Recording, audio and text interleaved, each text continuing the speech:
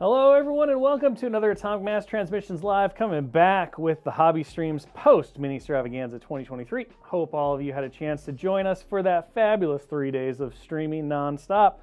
Lots of good info came out. We're back to the normal thing though now.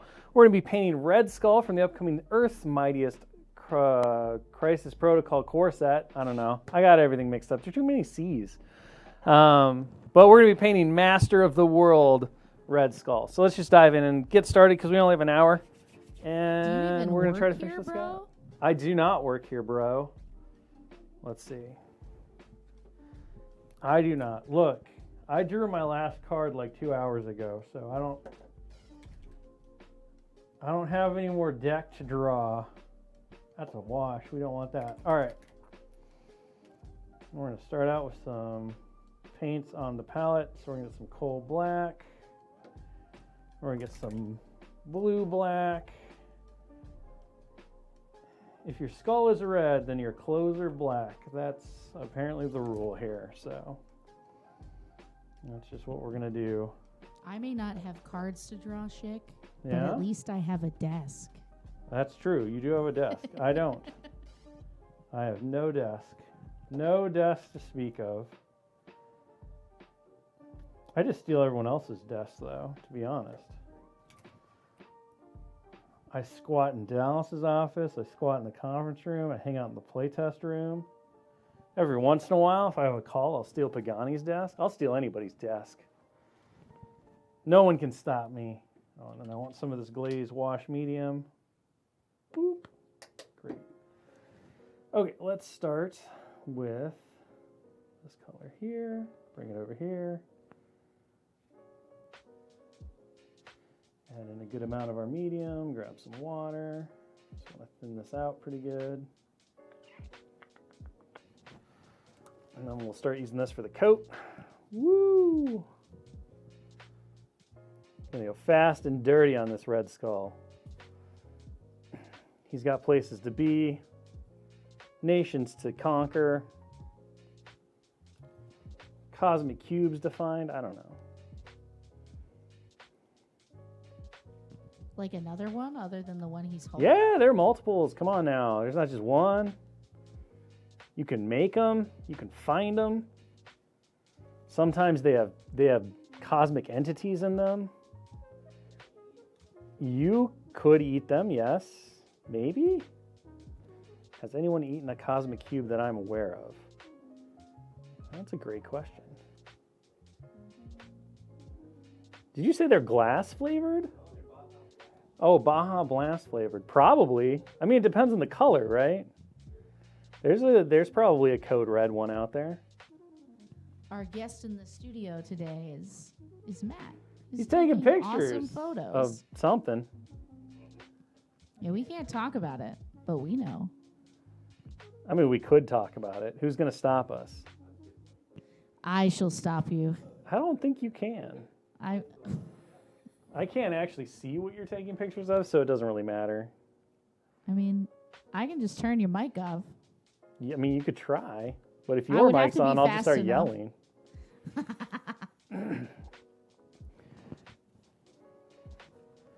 You also don't seem to account for the fact that I could just, like, write it out on my fingers in paint.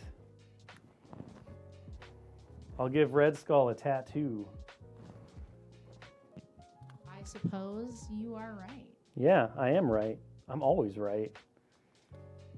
You know why I'm always right, Ann? Because this is my world. Bob Ross taught me that. And we're all just living in it? When I'm at the painting desk, this is my world. I can do whatever I want. Oh, so now you do have a desk, or? I mean, this is the painting desk, is it not?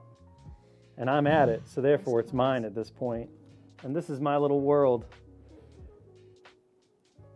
I can move mountains at this desk. You know who taught me that? Bob Ross taught me that.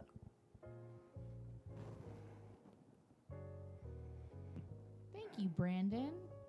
We had a great time doing Mini Strav. We're well rested and back at it.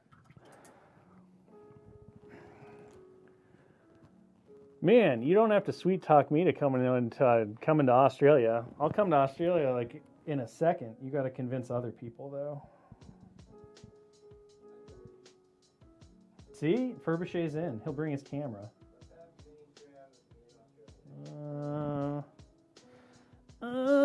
Interesting. Mini Strav in Australia. Do we have a? I know there's a black. There we go. Black rain. We're gonna get nuts. Really gonna lean into that whole like world dictator feel here and get some black green. Yeah. Now, Schick, have you? I have not ever been a dictator. No, if that was the question. Interesting. Spoken like a true dictator, but no, that's not where I was going. I have always been democratically elected. Have you had a chance I have the receipts to go out and for the votes that I bought. Okay. I'm sorry, did you want to do serious things here? Because that's not what I'm here for today, Ann. All right, chat, you're on your own. Bye.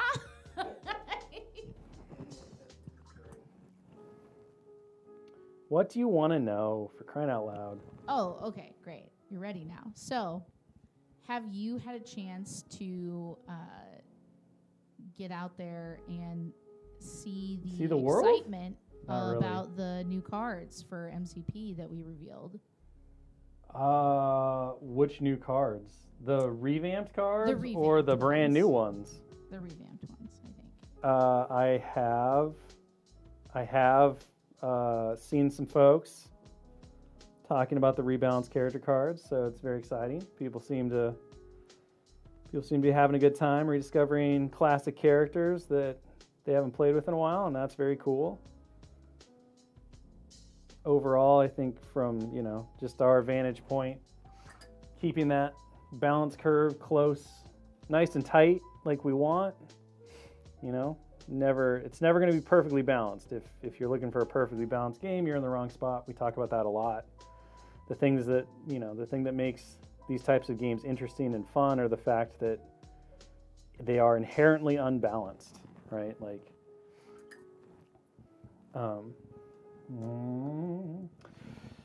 we come to these games because we want the excitement and the challenge of these characters feeling like the characters and doing all their cool stuff and everything. And that means that they're going to be fundamentally different, which means the numbers are going to be different, which means that now it's not perfectly balanced because not everything's the same. So instead, what you aim for, or what we aim for, is purely the idea of keeping a balanced curve that is very, very tight. So the top end and the bottom end are very close together, but they still exist. There'll always be things at the top. There'll always be things at the bottom. For every, I don't know, what's a good example here? I mean, for every prefixed Daredevil, I guess, there will be a Malekith, and, for every cosmic Ghost Rider, there'll be a, I guess, Viper. I know the community isn't super high on Viper, but I think that's crazy because she does a lot of really good things, especially within Hydra for Strucker. She's not, I wouldn't put her at the top of the curve by any means, but I think she's higher than a lot of people give her credit for. And even after the rebalances, all of the different hot takes are always interesting to watch. Who thinks Jean Grey is phenomenal now? Who thinks Jean Grey is still unimpressive? I don't know. Everyone's going to form their own opinions, and they're either going to figure that out on the tabletop, or they're just going to move on and play the things they think are going to work the best for them. My God, I'm covered in red paint. Well, there's been a lot of conversation about it over on the Discord, so if folks are not yet there, they should go there. And I've put a link to it in the chat. We hope you'll join us.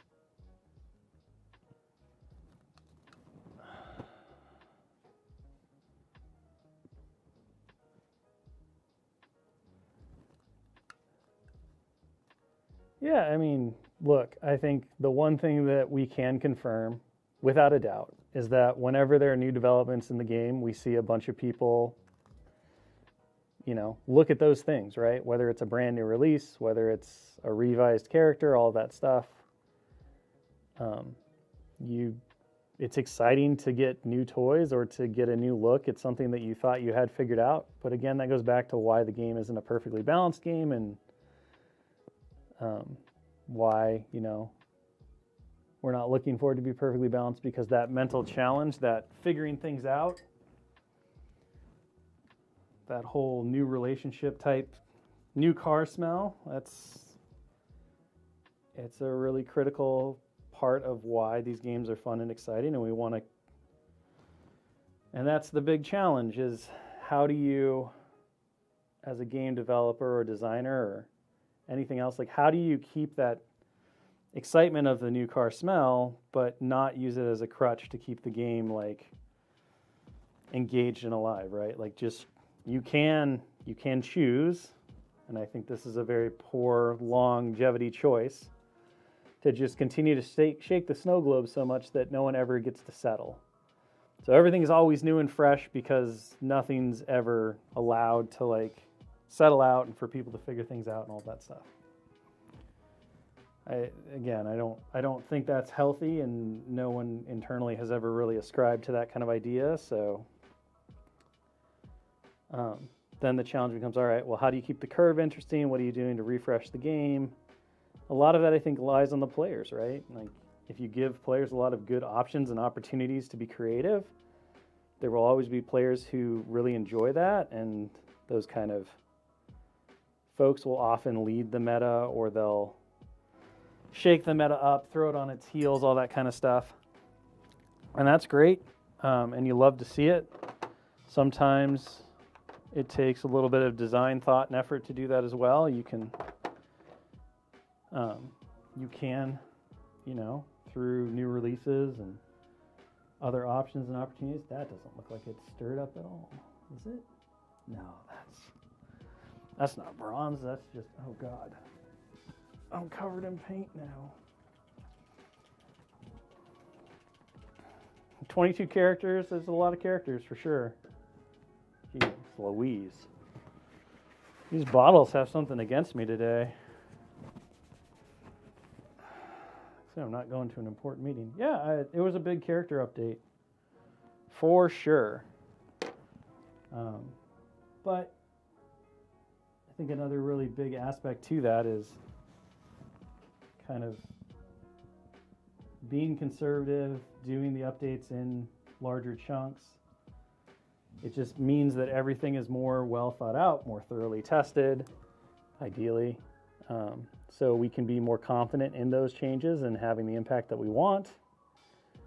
And then eventually we get to a point where we don't have to do changes again, but we're always releasing new things, and those things will have their impact onto the meta as well and the game environments, and we'll continue to learn lessons. So I think one of the most fun things about Ministrev, having had a front row seat to all of the dev panels, was we get to hear, your thoughts and Dallas's thoughts, from week to week here on the paint streams. But it was pretty cool to get to hear from, the teams just speaking in really thoughtful ways about, how you guys are making decisions and thinking about the game. And I think, from my point of view, and chat, you can let us know, but that seemed to be really appreciated by the players as well.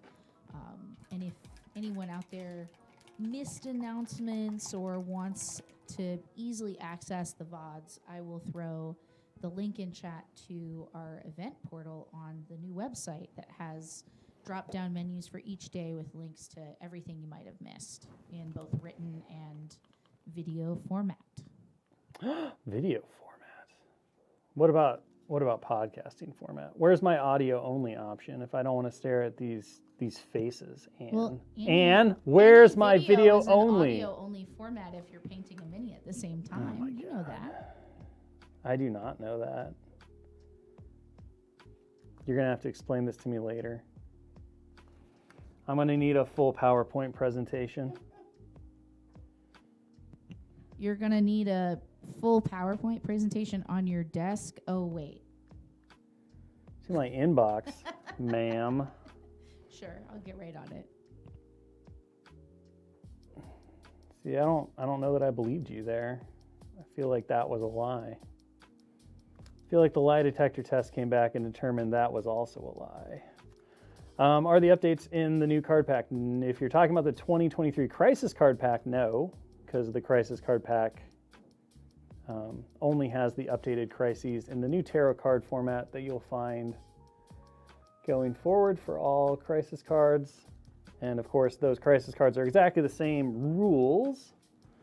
So it's all the same content as the Crisis card PDF that came out late last year, which updated all the crises. But of course, we have the new cool format where they're in the tarot and the maps are right there, so they're much more convenient and player friendly. And if you want them in fancy print, that's how to do it.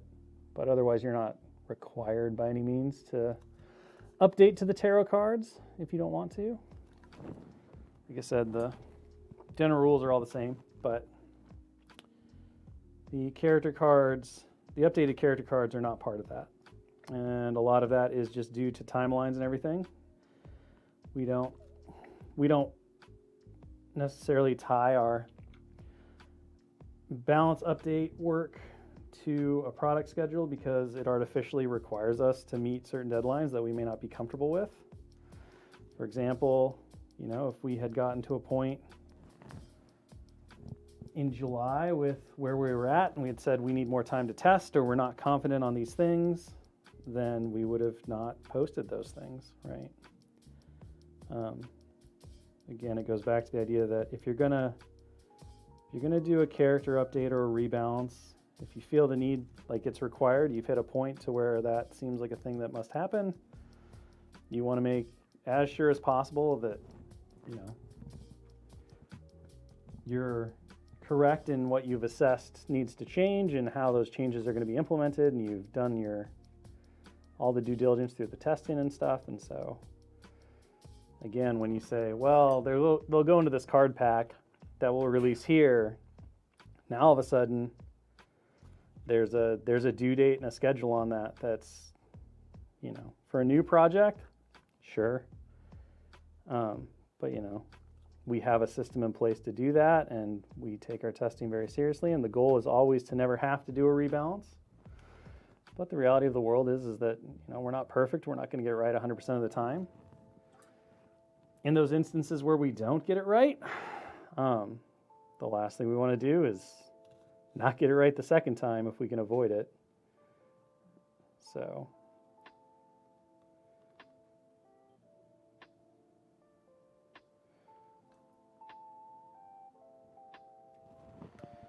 all right.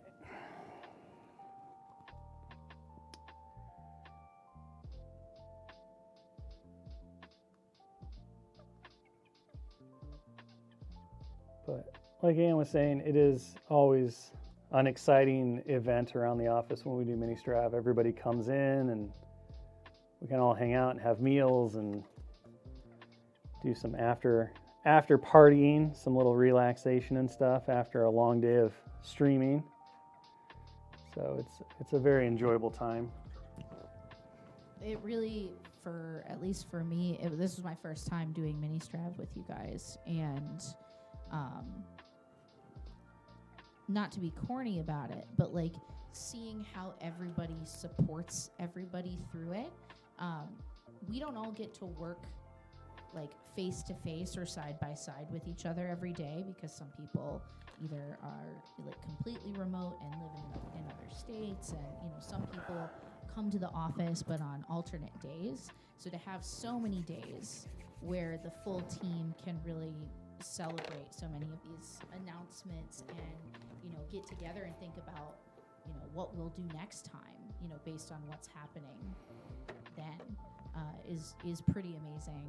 And yeah, I'm looking forward to more, certainly. And I miss the people that aren't with us at the office now that they're gone. Yeah, you make it sound like they died. They're just a team. They're not dead. They're just a team's call away, and They are. Just get on Teams. What was my favorite release, or what am I most looking forward to? Specifically for Crisis Protocol, because I have an answer probably, or multiple answers for each game. We didn't really talk about the new core set that much at Mini Strav, so I will avoid that one. But for me, that's the biggest Crisis Protocol thing that's coming, and I'm very, very excited for, because as I've talked about before, it's very rare where you get the opportunity to go back and kind of show what you've learned, like really get to demonstrate your progress on a project that is almost identical in a lot of ways to your first attempt. And I think that's just so awesome, and I can't wait for everyone's passion and hard work that's gone into that new core set to be out and for people to see it. And it's very gratifying, even at Ministrav, to see people freaking out over the new art and how good it looks, or even like the new packaging and everything, just how the whole game itself has leveled up in this really incredible way. And knowing all the people who poured their blood, sweat, and tears and passion into that project, and to see that get rewarded on all levels is really, it's awesome. But as far as like new stuff, man, that's tough. I think, probably, what did we even show? See, I'm going to spoil something that we didn't even talk about, I bet. I think the most fun for me is always getting to do the little like shocking teasers that no one expects. So the Dracula drop at the very end, the little Dracula stinger at the end of the roadmap panel, for me was really gratifying. Also very exciting because I know what's coming with that. So it's like, you see people get really excited for Dracula, and then people start speculating, and some of it's kind of close and some of it's like completely off, and knowing what's coming next is very, very exciting. And I'm super thrilled to be getting to that character. I think it's one of those fun, like, he's kind of a deep cut, but he's not a deep cut because it's Dracula. But a lot of people, I think, may not be aware of like how much influence Dracula has in Marvel, and it somewhat represents a much bigger window into a segment of Marvel that I'm excited to get to. So that was pretty fun. As a Spider-Man fan who's got Peter Parker on my arm tattooed forever in ink, getting to show off Gwenom and Ben Reilly's Scarlet Spider is pretty exciting. So those were all very fun. And then, of course, like we've talked about, getting to watch people really lose their minds over the character rebalances, it's gratifying. Those rebalances are a significant portion of work and thought and consternation and effort, because it always kind of stings when you feel like maybe things didn't turn out exactly like you had hoped, or you missed the mark a little bit. So it is, it's just fun to watch people fall in love all over again, as it were, or fall in love for the first time. I'm still excited for Warrior Falls. Yeah, that's just like all I want at all times, and watching Dallas work on it on stream during Ministrav was just like, oh man, I was reinvigorated. Yeah, he how to incorporate some of these Rivals panels into my terrain. He blew that whole project like completely out of the water. It's still sitting on his desk. I think you're gonna give him the opportunity to finish it, I was told. I believe that is the case. I don't remember when that is, but it is on the schedule for him to have a return to Warrior Falls and to finish it up with y'all on stream. So that's super cool. But yeah, I mean, there are certain projects or things that happen that are they're at that level of inspiration where even if you don't think you can do it yourself, it kind of inspires you to go out and do everything, or give it a shot, or try something that you were thinking about. So I know that the whole build up to that project, as he was crafting that thing under the deadlines of Ministrav, because of course you have very hard due dates when it comes to that stuff. You could see the amount of like artistic soul sucking that project was doing to him, but at the same time, even if he couldn't see it at the time because of the insane amount of work he was pouring into it. Every project picture he showed in our little like hobbyist group chat that we have among the office, it was like, don't stop, because like you're on to something, and it's going to be amazing once you're done, and it will be worth every little bit of effort that you're pouring into it. And he was like, I hate this thing. It's so hard, and I'm so tired, and I don't want to carve any more rocks. And I was like, just keep at it, you know. And that's one of my favorite things about the studio is that. And this is gonna be weird, but one of the things I really miss from the days of COVID, which there's not a lot about the COVID days that I missed, but one of the big ones was we, in order to stay sane, several of us from the studio had a regular hobby night on Teams. So we'd just all get together every Thursday at like right after work, and we'd hang out and we'd hobby and just chat, or sometimes not talk at all and just stay face down in our little hobby projects. And every once in a while somebody would look up and be like, what are you working on tonight? What are you working on tonight? And it was a fantastic way to stay engaged and involved and excited about what we were doing and to work on skills and share stuff. So we've maintained We've been so busy that, you know, every once in a while, leading into the summer, we had those, and we should really put them back on the schedule now that like the major con season for us and traveling for so many people is sort of like rounding out for 2023, because you're absolutely right. It's even when we're in those hangouts, even if you're not chatting, it's just nice to like have that dedicated time, and it's like a support group in a way, because we're all like, okay, yeah, this is the time we're committing to just invest in the hobby. You know, I mean, it's the same thing like going to your local hobby game store and having a paint night or whatever, which I was fortunate to have several local game stores when I was kind of growing up in the hobby and everything, and so it was a fantastic way to develop skills and learn things and get help from experienced hobbyists and try things out and just stay motivated, right? And it's no different than being on the Discords and sharing work, or going to the Facebook groups and sharing work. Like seeing what other people are working on is inspirational in a huge way, and it's a major part of how you get better. For sure.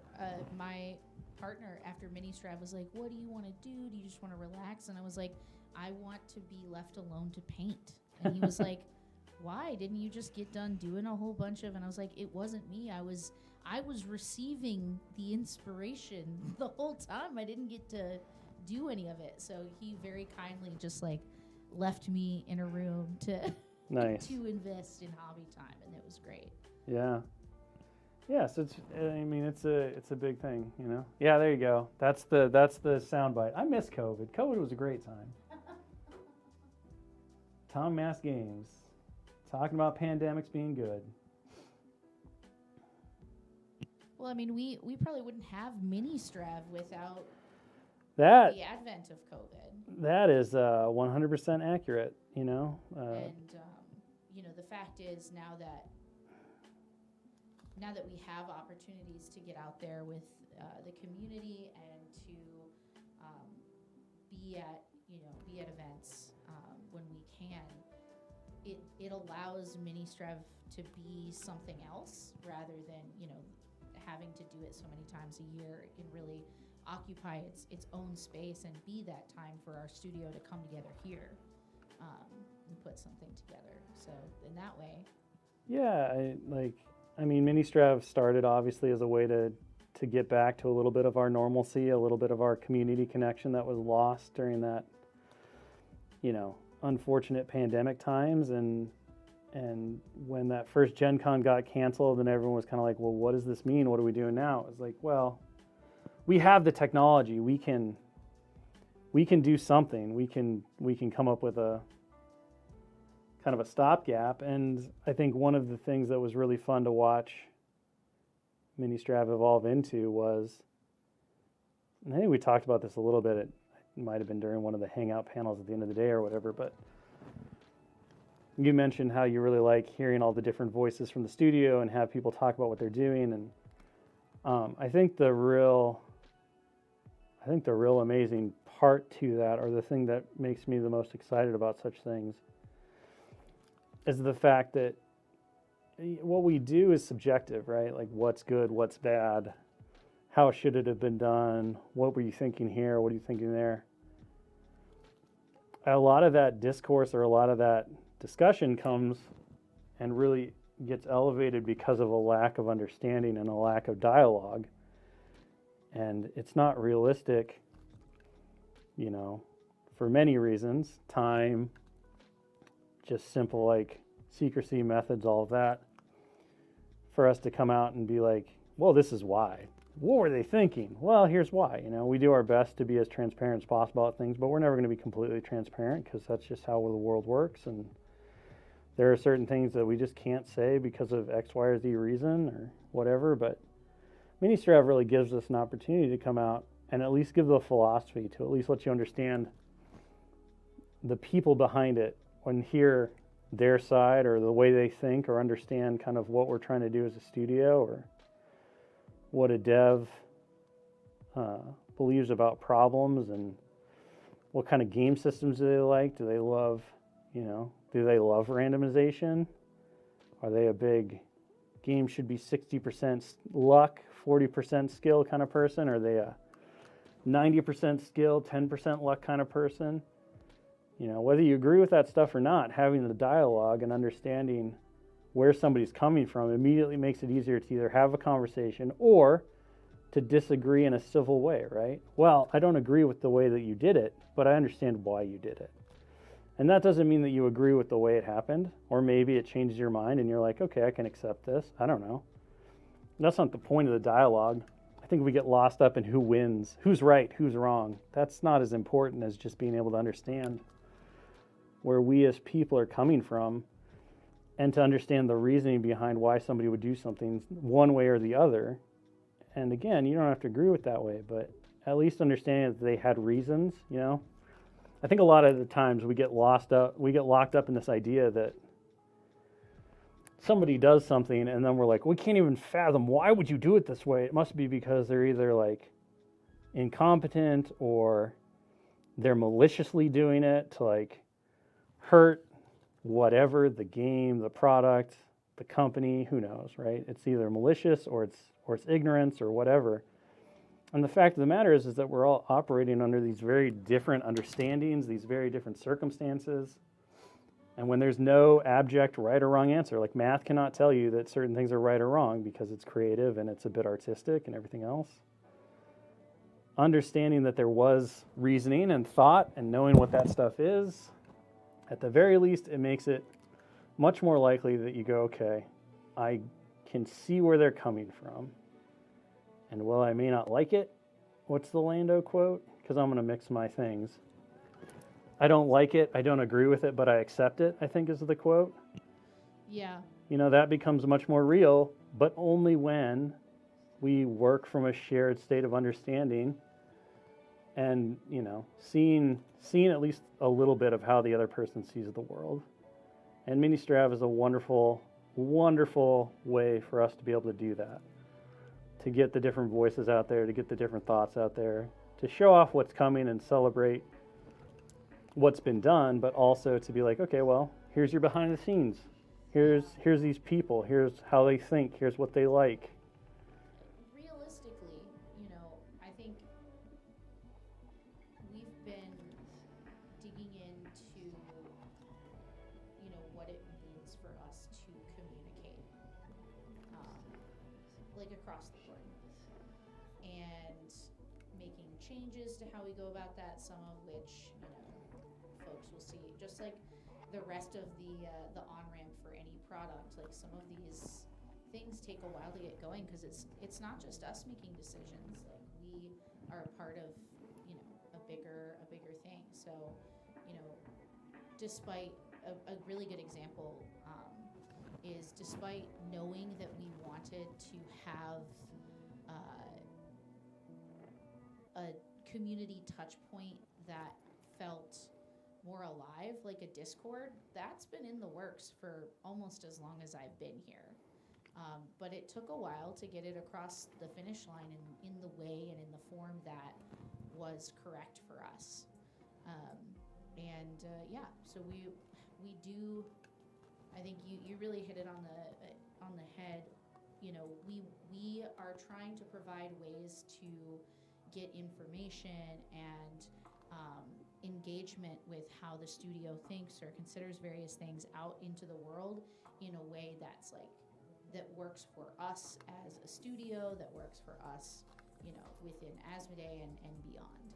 And so that is that's been incredibly fulfilling, but also like, you know, a big part of our work on the marketing side for sure is how can we, you know, get information in a way that yeah, for sure. I mean, and then at the end of the day, right, you're not going to make everyone happy. Again, we're never gonna 100% agree on everything, and that's okay. Just understanding that, I think the big one, right, is just, I say this a lot, but no one at the studio is sitting there twirling their mustache, cackling at anyone in the community, regardless of which community you're in, having a bad day. No one, and I can say this, I think, pretty confidently, in the gaming tabletop industry as a whole, got into the business with the intention of like, this is going to be the best spot for me to make people mad, to like really ruin people and troll them and everything else. Like, ruiner. Like, yeah, no one said that. Like no one said that. No one stays in this industry because they want to make other people's lives bad, right? Everyone gets into it because we have a passion for what the gaming community has brought us. We all have these really strong stories about our love of tabletop or what tabletop means to us. And even the folks who may not have been, you know, the hardest core of tabletop folks in general, they got into the creative work to bring joy to other people. And the reality is, as you know what, I'm going to say it, as shitty as it is, the reality of the situation is that you cannot always succeed at making everyone joyful. So you aim for as many people as you can, and you do everything in your power to do that. And then there are going to be times where you're just like, no one's going to be happy with this decision. No one's going to be happy with that. But the reality of the situation is there's always good reasons behind it. There's always things that are either within or outside of control for some amount of people. And the amount of times that we sit face to face with each other in the office or on Zoom saying, how do we make everyone happy? Like, how do we do it? And, you know, knowing that it's not always possible to make every single person happy, but like, it's not mustache twirling meetings. It's nope. It's like, how do we make this as good as possible for as many people as we can, given, you know, our circumstances at whatever the moment is. Yeah, and you know, it's like people always like to talk about how, oh, they're just not releasing X, Y, or Z product because they're trying to get the community or they don't care. It's like, nope, trust us. The exact opposite is true. We want just as much as any of you to have all the stuff that you can have, and to get, like, if we could give everybody their wishes like the genie from Aladdin, 100%. I don't have no 3-wish minimum. If I'm the genie, y'all get your wishes. I don't give a rat's ass about those genie rules, right? I just want people to be happy.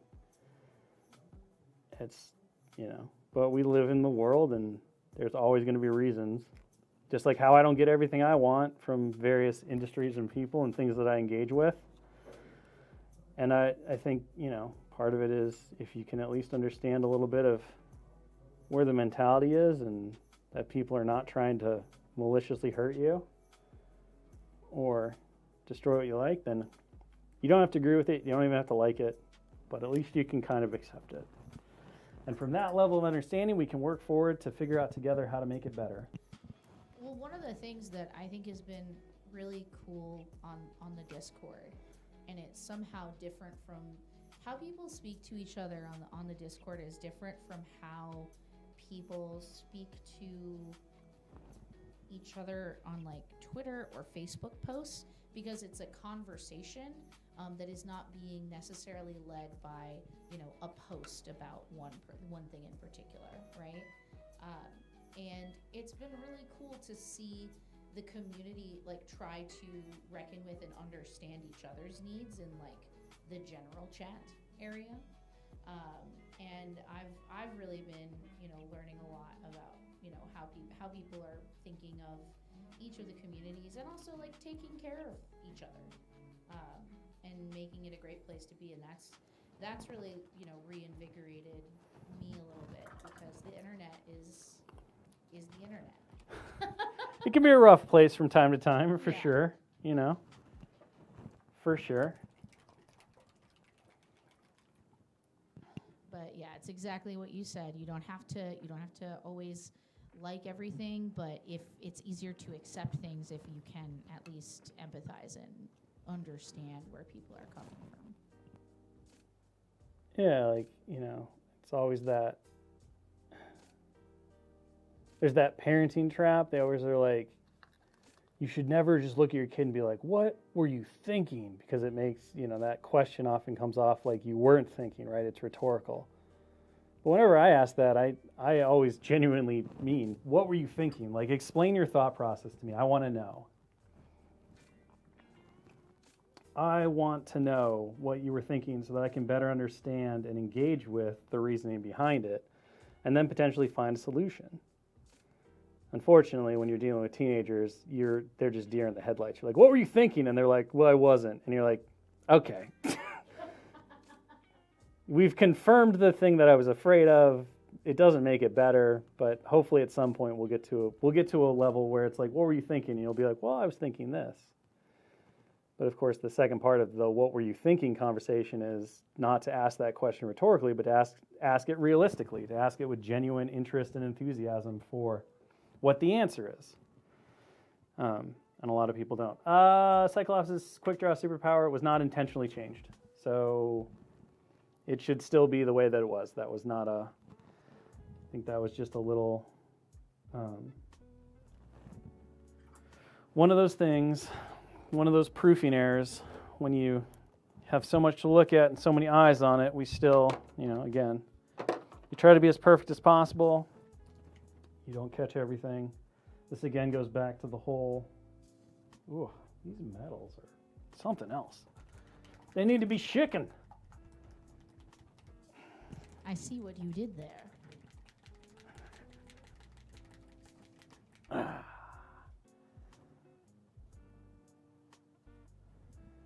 I missed my chicken feature. Chicken.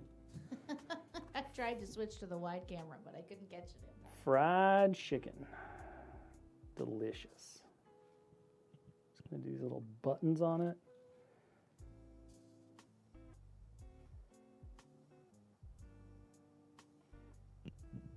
Maybe it's streaming for 1 billion hours a day, but this stream is going by so fast. Well, yeah, it's not 90 minutes. Yeah. Plus, let's be honest, when your fashion sense is black, and more black, I can paint you really quick.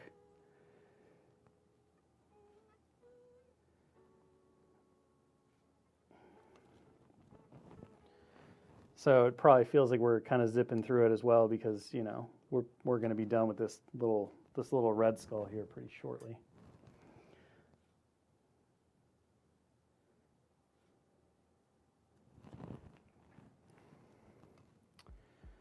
Now, do we imagine that the cube was in the briefcase? Possibly. The briefcase does have the Hydra logo on it, and one of my favorite things. So there are two things about the briefcase, and I'm not trying to be mean. I love our engineers. I love the work they do, and the sculptors are phenomenal. But if there's commentary about this that kind of gets me, and I wish I'd noticed, to be like, this is the what were you thinking moment. Not in a bad way, but the briefcase is one upside down. So the top is facing down, which is weird Because, like, if he took the cube out of the briefcase, then what's going on? Did he drop the briefcase? Like, I have questions, right? How do briefcases have a top and a bottom? The shorter side of the briefcase is the top. The thicker part of the briefcase is the bottom. Go look. If they're not evenly spaced, the top is always the shorter part. So there's that, right? The briefcase is upside down. Okay. So I have questions about what happened to get the briefcase upside down. And then number 2, and this is more of just a dedication to job, but also like you could have saved yourself some work. The bottom of the briefcase that gets glued to the base that you'll never see is completely sculpted and engineered. It has a Hydra logo on it. It has everything. So, and this is what I love about the team and its passion and dedication to fine detail. Like, no one's ever going to see that. If you assemble this miniature properly, which 99% of people probably would, the briefcase should have just been flat. No need to spend however long that poor, like, lovely engineer did to get it. Just flip it? To get it, no, well, you could, but his, so there's a peg for his foot. I see. So you could cut the peg off and flip it, and it would be fine. But that's part of what I effing love about being at this place is that, you know, instead of just being like, oh, I can just make the briefcase flat and not worry about it, somebody went through the extra effort to give you a full briefcase. So maybe you don't want to put Red Skull's foot on a briefcase. You don't have to now. You can use that briefcase anywhere you want. You could make an objective token out of it. You could do whatever, and that briefcase is there for you. And that is friggin' cool. At AMG, briefcase is there for you. But also, like, you know, I have questions, like, why? So in my mind, he opened it on a table, and Okay. then an enemy like burst in and it flew off the table, and the thing fell out, the cube fell out, and then he, you know, he finally has it in his foul clutches. Sure. Yeah, and if you flipped it, the handle would be wrong. That's true. You'd have to fix the handle potentially, or put it on its side. Like you could put it standing up, and then the handle's position wouldn't matter. But yeah, who knows? You know, maybe the briefcase was on a table, and then somebody came in and he was like, "My cube." Maybe he's doing street magic, and he's like, "Put the cube in the case." And then he puts the cube in the case and he locks it. He's like, "Please check that the case is locked." And they check, and it's like totally locked. He's like, "Now please take this key from me. There's no other way for me to get into the briefcase, right?" And then he reaches into his little like his leather dictator coat, and he's like, "Behold the cube." And everyone's like, "Oh my God, you're the best. This is amazing. How did you do it?" I don't know. So Tell your stories. Do what you want. You're saying he's Cube-Dini, or? I'm saying that, you know, he's looking forward to his street magic primetime special. He has a very fine close-up magic career. Yeah, exactly. If you had the Cosmic Cube, you really could, though, because, I mean, the Cosmic Cube can make anything. Like, it's really cheating, but how would people know that, you know? Does your average Marvel street walking person, like your civilian, I think is the word I want, but I don't know. I'm struggling right now with words. Like, your average Marvel civilian on the street, that's what I want. Man on the street. Yeah. And Like, something. like do they know about the Cosmic Cube? Would they even be aware? I don't think they would. You know, I don't think they would. I think that they would be just stunned. So really, his whole drive to have the Cosmic Cube is simply for his magic career. That's all there is to it. He just wants to fulfill his dreams of being the most magical person on earth. I've also really honestly had a great time putting up the images showing original core set characters versus their incarnation in the new core set, because there's so many opportunities for you to see the different sides of these characters. It's not about, you know, which one is quote unquote better. It's about like what moment of the character are we capturing, and it's just been really cool to see, you know, obviously what people think about everything as we put it out there in the world, but just see them side to side like that, and see the growth and the difference, and just all the ways that you can look at it. Yeah, like, I mean, with Mr. Skull here, one of the really, I don't know, cheeky things that we were kind of talking about as we were reconcepting him for the new Earth's Mightiest core set was sort of doing a panel to panel comparison, you know, where like the first one, he's just got the cube and he's admiring it. And he's like, yes, I finally have the thing that I've wanted most in life. It will lead me to my destiny. And then in this panel, right, he's using it. So you do get this, like, it feels like a continuity of story. And that was kind of, that was a fun little thing to throw in there. And sometimes that's just how you handle things, you know. Sometimes you get to do that. The evolution of Dr. Octopus is kind of similar. It's not quite panel to panel like Red Skull is, but you definitely can see, you know, they have these shared elements that feel very tied together. And now you have he just put the little like Aki arms on, and in that original core set version, and then now he's out there doing his science and robbing things with his trench coat, you know, being a menace right next to one Peter Parker. Were there other poses you all considered for Red Skull? No, not a one. Sorry. This pose, basically, again, you know, we work, as we've talked about, and we talked about a lot at Ministrav, our production process is so far ahead that by the time, that's not even my hair, I don't know whose hair that is, that by the time we get kind of, we see the thing come out in real life, we've moved 2 years beyond it. And Red Skull was definitely one of those ones where like we were very happy with where the original Red Skull wound up. Like I really like it. He's a bit more stoic and static, but you need those moments of rest, those moments of like consideration and power for all of the other wild stuff to compare against.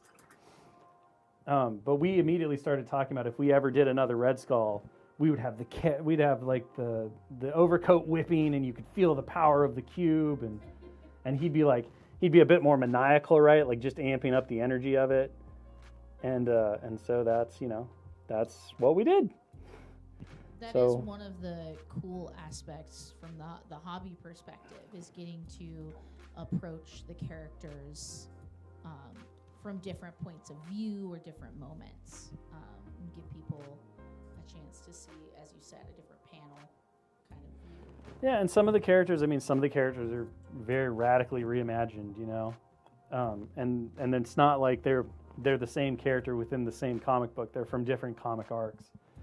But then you have characters like the Red Skull here who you can very much see that. So it's really fun to have that freedom and flexibility to kind of play with those things and explore those kind of different spots.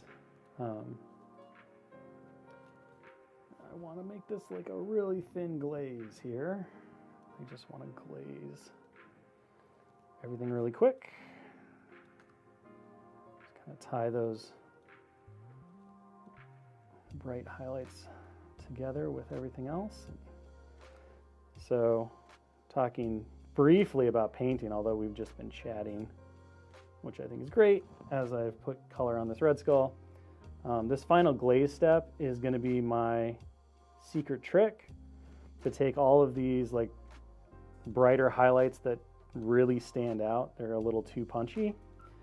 And then all of the roughness of that original wash that I did, because I basically painted the coat and the undershirt and everything with washes.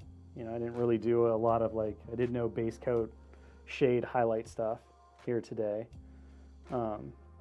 So doing a nice thin glaze over the top it's like putting a nice thin transparent film, think like a cellophane film over the whole thing, and it just naturally blends and pulls everything together without absolutely destroying the different contrast and values of your highlights and your shadows and everything else. So a glaze is a fabulous way to quickly pull in your highlights and your shadows and everything else and make it all feel nice and cohesive. And you can do multiple thin coats of glaze to build up the colors if you want. So for example, maybe I decide after it dries that I want to go again, as long as I keep my glaze nice and thin, you can do it multiple times. And the control of the glaze is similar to if you watch Mightiest, we did a lot of oil washes and stuff. So glazing is kind of the acrylic corollary to an oil wash, because if you glaze properly with very thin coats over and over and over again, you have a lot of control over the final result, because you can build up the color slowly and with a lot of control. It's slower by a lot than doing the oil washing, so I still prefer oil washing, but glazing is kind of I think the best acrylic trick, and it's another way to really amp up your colors. So for example, if you want to get really vibrant reds, I want to really punch the red skull. By using a red glaze over that red skull, I can I can take the highlights to pink or bright orange, and yet still, no, where's my, so I can take the highlights up to like a pink, like a salmon pink, and then using the red glaze, that's what I want, I can bring that pink back to a red, but a really bright red. So,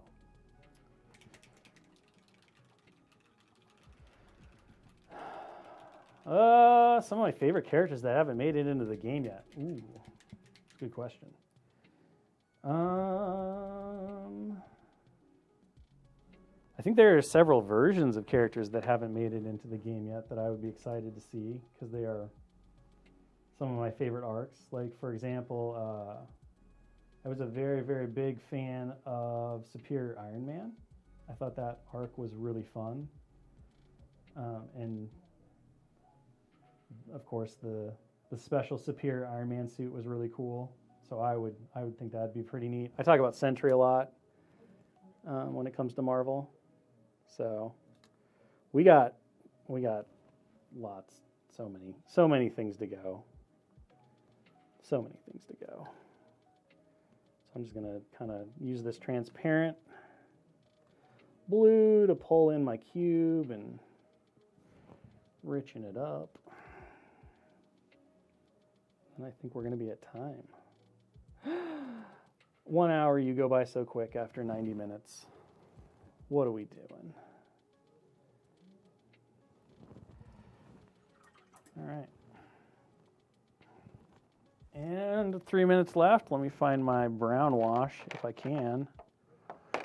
Flesh wash is not brown wash. No! Mahogany. Oh, I'm not going to be able to find it. Where do you go? Light umber. Well, we'll just use the flesh wash, which I've now lost. This will work fine. So just do a quick brown wash, or in this case, a flesh wash, into that gold belt buckle. Just to kind of give it some definition and stuff there. Maybe mix it in with a little bit of black. Could have used a purple translucent here as well if I wanted to. But I just want to richen that up. And there we go. So at this point, we are done with our Red Skull. He's ready for the tabletop, ready to cause destruction and lead the Cabal to ultimate glory. Maybe support his best bud, Baron Zemo, or Baron Strucker, as they do a little Hydra leadership in the off time, because he can't manage everything. He's a busy man. He's got to have some good lieutenants he can trust with his Hydra dreams now that he's ruling the world, because he is the master of the world. So that's important. Here, we'll just take this transparent red and slap it over this little Hydra logo as well. Just to richen that up. Richen it up. Boop. There. All right, so there we go. Red Skull from the Earth's Mightiest core set. All painted up and ready to go in under an hour. Not too bad. Thank you so much for joining me. Hope you had a blast. Be sure to tune back in tomorrow. Dallas Kemp's going to be back. He's painting another character from the Earth's Mightiest core set.